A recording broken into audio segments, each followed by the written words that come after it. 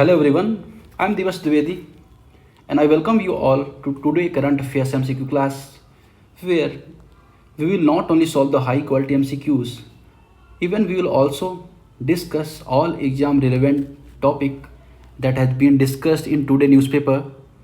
So we will start. तो आज कौन कौन से टॉपिक हैं जिन पर हम चर्चा करेंगे ना, जो द हिंदू, इंडियन एक्सप्रेस में या वेरियस न्यूज़पेपर में आए हैं और यूपीएससी के रिलेवेंट हैं, उनकी हम यहाँ पे बात करें। एसयूटी सप्लाई एंड यूज टेबल के बारे में देखेंगे, इसके अलावा एनसीडीसी के बारे में देखेंगे जो उसकी स्कीम्स हैं, इसके अलावा डॉक्ट्रिन ऑफ मर्जर क्या होता है उसके बारे में देखेंगे, क्यों अभी रिलेवेंट है हाई कोर्ट के जजमेंट में। फिर साबरमती रिवर न्यूज़ में थी, we will also know what is the origin of Sabarmati river and we will also discuss about Ashtamudi lake and Ramsar sites that are based in Kerala. इसके अलावा यूएन वुमेन के बारे में जानेंगे। अफ्रीकन स्वाइन फीवर अभी recently news में था, तो टोटल अगर आप देखोगे आइनस हिमगिरी तो टोटल 8 टॉपिक पे हम डिस्कस करेंगे और इनका स्टैटिक पोर्शन भी हम ऑल्सो यहाँ पे will also cover static portion. तो आइए शुरुआत करते हैं पहले एमसीक्यू की, जो बात कर रहा है किसके बारे में। Consider the following statements regarding supply and use table. तो जो सप्लाई एंड यूज टेबल के बारे में आपको विचार करना है कि आखिर ये है क्या। अब सप्लाई एंड यूज टेबल के बारे में अगर आप जाने, पहले स्टेटमेंट देख लेते हैं। SUT जिसे सप्लाई एंड यूज टेबल बोला जाता है, is the 3 approach of measuring GDP। तो GDP को मेजर करने के लिए 3 अप्रोच होती हैं, प्रोडक्शन, इनकम, एक्सपेंडिचर। मतलब कितना उत्पादन हो रहा है एक देश में, कितना प्रोडक्शन हो रहा है, उसके अकॉर्डिंग आप मेजर करो कि सपोज करो 100 रुपये का प्रोडक्शन हो रहा है देश में, तो GDP 100 रुपये है। इनकम, लोग जो हैं कितना इनकम पेमेंट पा रहे हैं, कितना इंटरेस्ट पा रहे हैं इनकम के बेसिस पर, या एक्सपेंडिचर के टोटल लोग कितना कंज्यूम कर रहे हैं उसके बेस पर GDP को मेजर करो। तो ये 3 अप्रोच के बारे में बताता है। दूसरा, the use of table is SUT captures the supply of goods and services from the domestic and foreign sources. तो डोमेस्टिक फॉरेन सोर्सेज दोनों से क्या करता है, ये गुड्स को कवर करता है। ठीक है, अब यहाँ पे इसके बारे में आपको बताना है। अगर हम बात करें यहाँ पर जो पहला जो ऑप्शन है यहाँ पर, दैट इज एब्सोल्युटली राइट। अगर हम बात करें SUT की, जिसे सप्लाई न्यूज टेबल बोला जाता है, तो जो नेशनल अकाउंट्स है उसका एक अहम पार्ट है। जो अर्थव्यवस्था या इकोनॉमी हमारी, उसमें गुड्स एंड सप्लाई जो सर्विसेज है उसकी सप्लाई और यूजेस का जो अगर आप देखो ना, तो एक माइंड मैप देता है। अब अगर हम बात करें देश की जो GDP होती है उसको 3 बेसिकली प्रोडक्शन और इनकम एक्सपेंडिचर से हम मेजर करते हैं, अभी जो हमारे पास प्रेजेंट कॉन्टेक्स्ट में है। अगर हम बात करें जो सप्लाई होती है उसके 3 सोर्सेज भी होते हैं, जैसे सप्लाई कहाँ कहाँ से होती है, डोमेस्टिक प्रोडक्शन कितना हो रहा है, इंपोर्ट कितना कर रहे हैं, ये सप्लाई हो रही है। दूसरा, यूजर्स टेबल में मतलब फाइनल कंजप्शन कितना हो रहा है ना, कैपिटल फॉर्मेशन कितना हो रहा है, एक्सपोर्ट कितना हो रहा है, तो सप्लाई कितना हो रहा है, इन दोनों बेसिस पर हम इसे देखते हैं। ठीक है, इसके अलावा अगर हम बात करें तो जो माइक्रो इकोनॉमी है, अर्थात जो इकोनॉमी को ओवरऑल हम जो मेजर करते हैं उसको जानने के लिए ये हमारे लिए इंपॉर्टेंट होता है, सेक्टर वाइज भी हम इसे देखते हैं। तो ये तो बात हो गई। ठीक है, अगर हम बात करें इसका जो ऑप्शंस हैं, तो पहला ऑप्शन यहाँ पे सही है। दूसरा, the use table SUT capture the supply of goods and services from domestic and foreign sources. ठीक है, तो दूसरा भी ऑप्शन यहाँ पे सही है। ठीक है, आगे हम बात करते हैं दूसरे क्वेश्चन पे। With the reference of grant in aid to national cooperative development cooperation schemes consider the following statements. तो यहाँ पे जो NCDC स्कीम्स है उसके संबंध में आपको बताना है।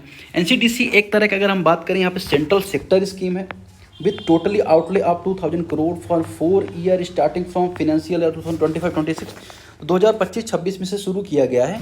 एक केंद्र प्रायोजित योजना है। सेंट्रल सेक्टर स्कीम वह होती है जिसमें पूरा पैसा केंद्र सरकार देती है, government of India, union government देती है। और दूसरी होती है सेंट्रल स्पॉन्सर्ड स्कीम, जिसमें राज्य अर्थात स्टेट और सेंटर दोनों मिलकर पैसा इन्वेस्ट करते हैं या दोनों मिलकर पैसा खर्च करते हैं। ये तो होती है सेंट्रल स्पॉन्सर्ड स्कीम। ठीक है, दूसरा स्टेटमेंट यहाँ पे क्या बोला है, the scheme allow NCDC to raise 20,000 crore from open market source using the approved grant. तो ये योजना NCDC को ओपन मार्केट से 20,000 करोड़ रुपए जुटाने की परमिशन भी देती है। ठीक है, तीसरा अगर हम बात करें, the scheme limited only to dairy and fisheries cooperatives. तो इसे डेयरी और फिशरीज कोऑपरेटिव्स तक ही इसे लिमिट किया गया है। अब यहाँ पे ये थोड़ा सा जरूर डाउट आपके मन में उत्पन्न करेगा।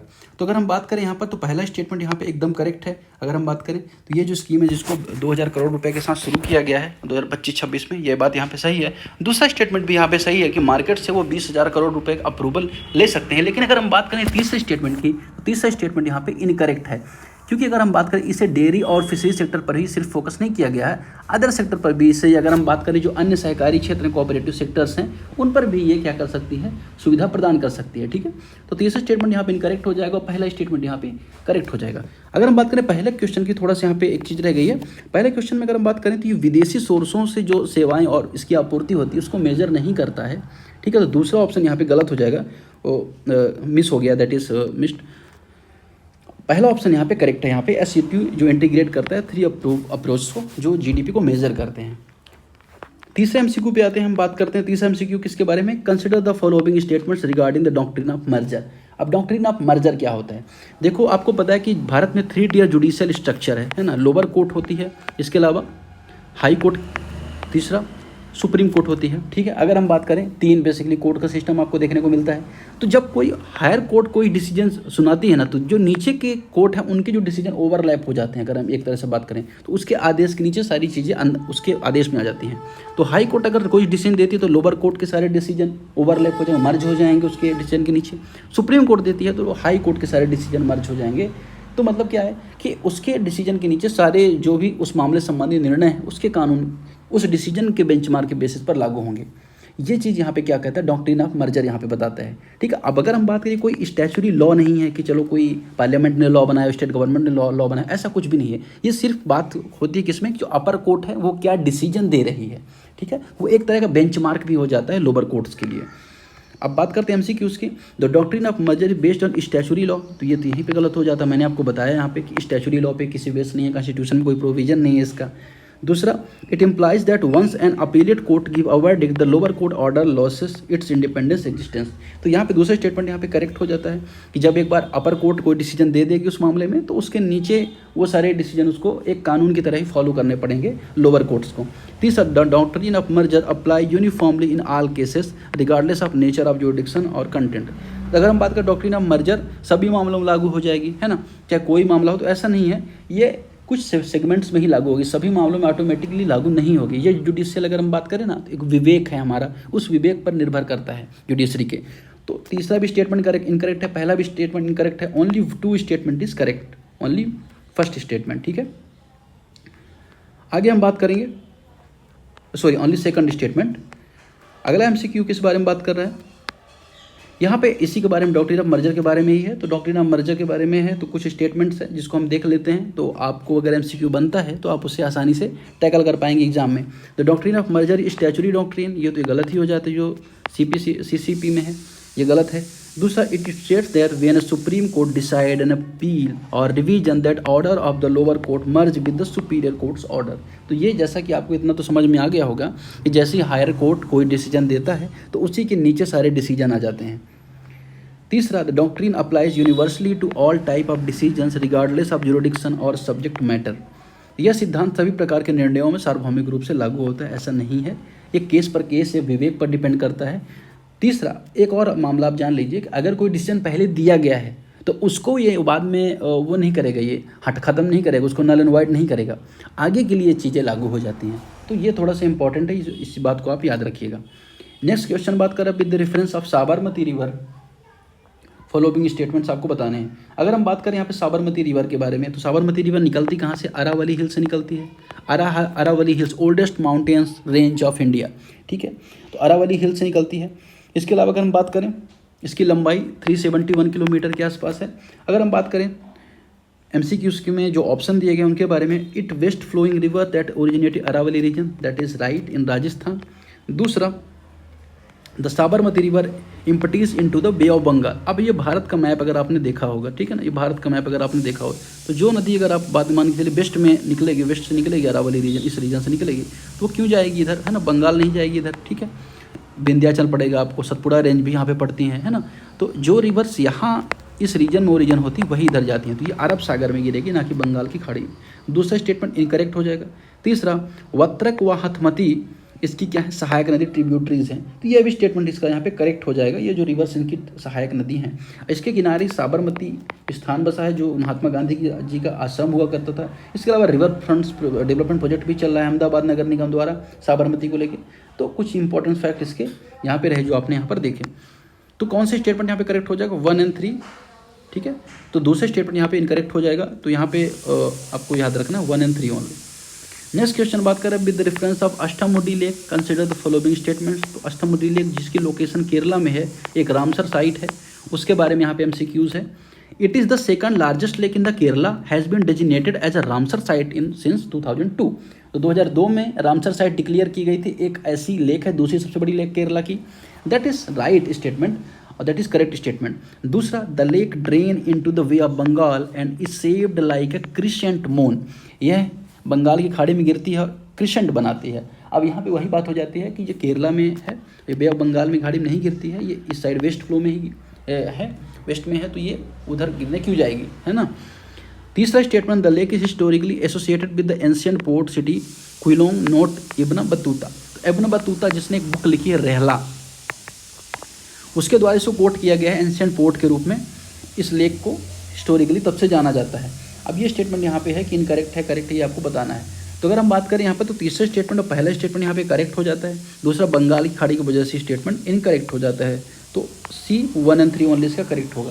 अगर हम बात करें रामसर साइट की, तो कुछ और रामसर साइट है, जैसे आपने देखा होगा वेम्बनाड रामसर साइट केरला में जो इंपॉर्टेंट साइट, अष्टमुडी आपने देखा है, इसके अलावा सस्थम कोटा है, सस्थम कोटा रामसर साइट है, that is located in Kerala. इसके अलावा वेलायानी है लेक है जो तिरुवनंतपुरम में लोकेटेड है। तो इस तरह से कुछ रामसर साइट्स हैं। रामसर साइट्स जिसको 1971 में ईरान के रामसर में कन्वेंशन साइन किया गया था, ऐसी बेसिकली साइट्स को ज़्यादा प्रोटेक्शन दिया जाता है। तो इसके बारे में हमने कई बार डिस्कस किया एमसीक्यूज़ में, पुराने एमसीक्यूज़ से भी आप चीज़ें देख सकते हैं। आगे हम बात करेंगे 7 क्वेश्चन की। With the reference of UN women consider the following statements. It was created by the UN general assembly 2010 as a part of UN reform agenda. अब यूनाइटेड नेशन जिसको इस्टेब्लिश किया गया था 24 अक्टूबर 1945 को, उसमें 6 बॉडी बनाई गई थी यूएन की, है ना। यूएन सिक्योरिटी काउंसिल है, जनरल असेंबली है ना। तो इसके बाद 2010 में जो रिफॉर्म हुए उसमें यूएन वुमेन को भी इस्टेब्लिश किया गया। ऐसा माना गया कि वुमेन के लिए यूनिवर्सली या पूरे विश्व में काम किए जाने की आवश्यकता और डेडिकेटेड डिपार्टमेंट एक यूएन का होना चाहिए। तो यहाँ पे बात सही है, 2010 में इसको इस्टेब्लिश किया गया। दूसरा, UN women work exclusively on matter and child health issues in developing countries. तो ये कहाँ पे काम करती है, एक्सक्लूसिवली काम करती है, केवल किसके लिए, मैटरनल एंड चाइल्ड हेल्थ के लिए। यहाँ पे ये स्टेटमेंट बोल रहा है। लेकिन अगर हम बात करें, ये स्टेटमेंट कंप्लीटली सही नहीं है। अगर हम बात करें, कंप्लीट जेंडर इक्वालिटी की बात करती है, ना कि सिर्फ हेल्थ पर, कंप्लीट इकोनॉमिक अपॉर्चुनिटी हो, पॉलिटिकल अपॉर्चुनिटी हो, सोशल अपॉर्चुनिटी हो, हर एक चीज़ पर, हर एक डायमेंशन पर ये वर्क करती है। तो यूएन वुमेन का जो दूसरा स्टेटमेंट है ये इनकरेक्ट हो जाएगा। तीसरा, UN women is responsible for the coordinating UN system wide efforts to promote gender equality. तो यूएन जो वुमेन है, जो संस्था है, वो क्या करती है, कोऑर्डिनेट करती है कि ग्लोबली क्या हो, एक women equality, gender equality establish हो। तो 1 and 3 स्टेटमेंट इज राइट।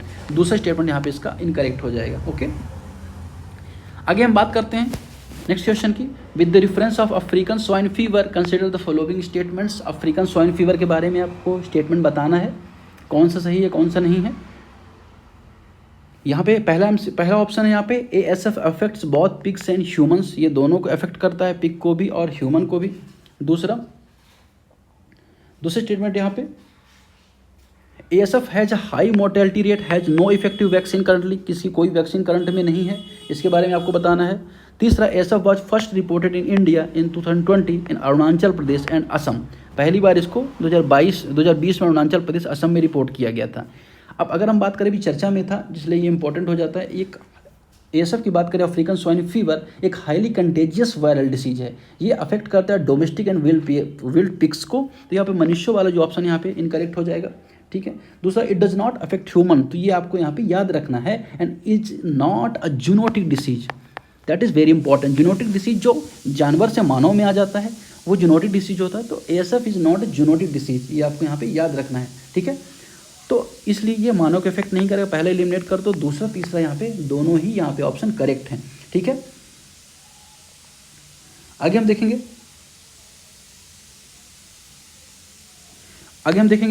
अब यहाँ पे ये चीज़ याद है कि भारत में अगर हम बात करें तो अरुणाचल प्रदेश में, ऐसा नहीं कि ग्लोबली अरुणाचल प्रदेश में और यहाँ पे किया गया था। ग्लोबली अगर हम बात करें तो सब सहारन रीजन जो है ना, सब सहारन रीजन, सहारा रीजन आपको पता होगा, ये अफ्रीका का मैप आपने देखा होगा, है ना।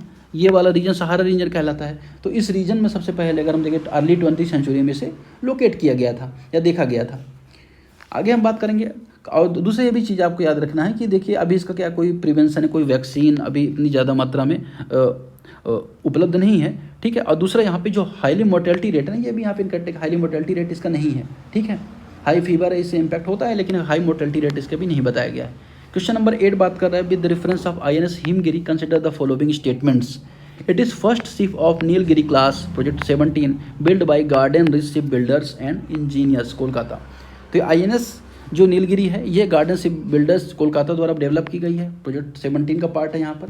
दूसरा यहाँ पर देखना है क्या, it uses combined diesel on gas propulsion and has controllable pitch propeller. ये एक डीजल और गैस दोनों का उपयोग करता है और कंट्रोलर पिच प्रोपोलर भी है इसमें। तीसरा, it has 100% indigenous content, no foreign collaboration in its development. अब 100% इंडिजिनस ये बात इनकरेक्ट है यहाँ पर, क्यों है हम अभी यहाँ पर हम देखेंगे। दूसरा, पहला जो स्टेटमेंट है और दूसरा स्टेटमेंट यहाँ पे इसका करेक्ट हो जाता है कि इसे गार्डन रिच शिप बिल्डर्स द्वारा बनाया गया है, लेकिन इसके बारे में कुछ फैक्ट्स हैं जो आपके लिए इंपॉर्टेंट हो जाते हैं। अगर हम बात करें तो अगर इसका पर्पज़ ये था कि सात जो फ्रिगेट्स हैं इनको बनाना है, ठीक है। अब जिनमें से मझगांव जो डॉक लिमिटेड मुंबई का वह भी बनाएगा और garden rich ship builders Kolkata भी बनाएगा, ठीक है। और डीजल गैस दोनों का यहाँ पे यूज होगा। अगर हम बात करें इसके कुछ और सीरीज की, तो INS नीलगिरी जिसके बारे में हमने यहाँ पर देखा, इसके अलावा INS उदयगिरी है, जुलाई 2025 में नेवी में शामिल की गई। तो INS हिमगिरी भी है, ठीक है। तो हिमगिरी जिसे अभी शामिल किया गया है, नीलगिरी को पहले ही शामिल कर लिया गया, 2019 में ही शामिल कर दिया गया था। 4 को भी जल्दी ही शामिल कर लिया जाएगा।